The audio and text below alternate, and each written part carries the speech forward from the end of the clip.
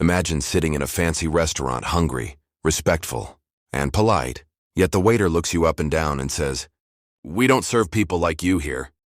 That's exactly what happened to Marcus, a well-dressed black man in his early 40s, who had just finished a long business meeting and stopped by one of the most expensive restaurants in town. The room was filled with wealthy customers, chandeliers glowing above, and soft music playing in the background. But as Marcus asked for a table for one, the hostess frowned and whispered to the manager. Moments later, the manager came forward with a cold smile and said, "Sorry, sir, we're fully booked tonight."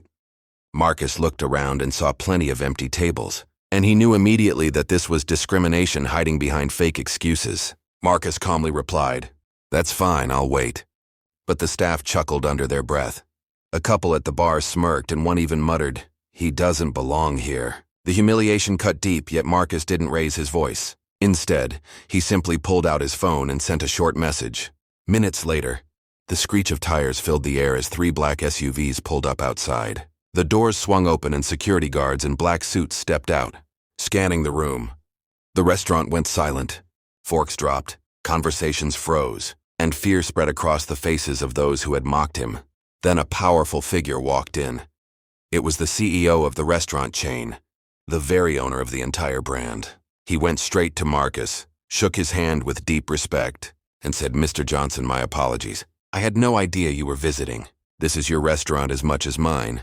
Please allow me to personally serve you tonight." Gasps filled the room as the same staff, who had laughed at him moments ago, now stood frozen in shame. Marcus smiled, not with arrogance but with calm dignity, accepting the table without saying a harsh word.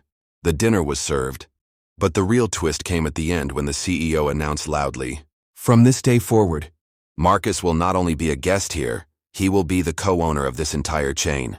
The staff could hardly breathe, realizing they had tried to humiliate the very man who would now decide their future. Sometimes the person you look down on is the same person who can lift you higher than you ever imagined. And if you found this story powerful, make sure to subscribe to the channel, like the video, and stay tuned for more stories that will keep you thinking till the very end.